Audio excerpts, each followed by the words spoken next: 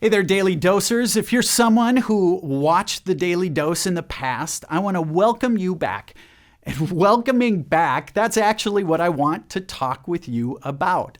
All of us have seasons in our life where we might feel disconnected with God. You went through that busy raising kids season or the young adult season.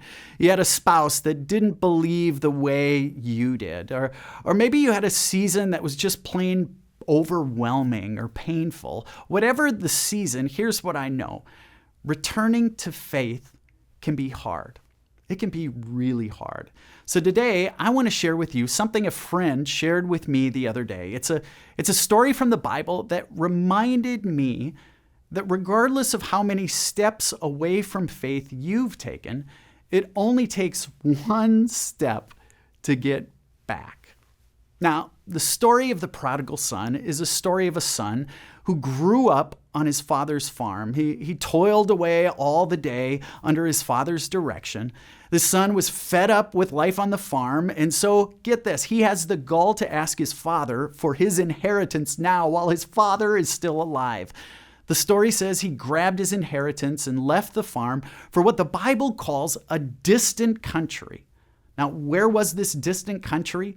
In that ancient world, the far side of the Sea of Galilee was known as the Decapolis. Deca means 10. It was a region that contained 10 pagan cities. Rabbis called it a far-off land, a distant country, because the people who lived there were so far from God. That's where the son goes. And when he does, maybe you remember, it says there was a famine in that far-off land. Now, this is an important detail that we usually miss and is key to understanding the story. When we usually read the story, we have this tendency to focus on how the son, he squandered all his inheritance in that distant land. He was disrespectful. He was rebellious. He was irresponsible. And because he'd been so irresponsible, as the story goes, he had to take a horrible job working for a pig farmer. Now, here's what I love about the story, though.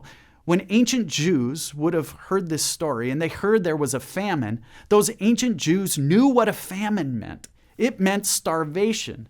It meant you do whatever you need to do in order to stay alive. It meant everyone's world was turned upside down, leaving people like the son feeling lost.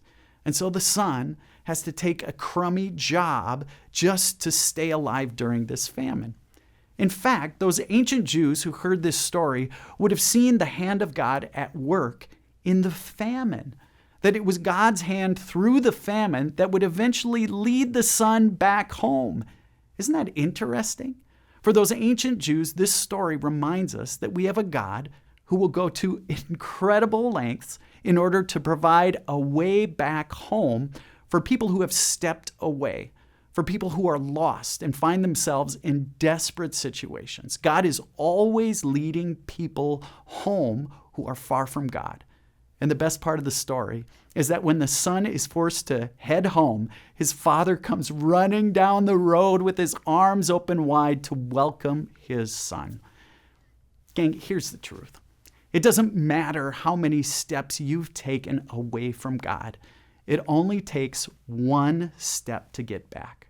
Because just like the father in the story of the prodigal son, God will always run out to meet you.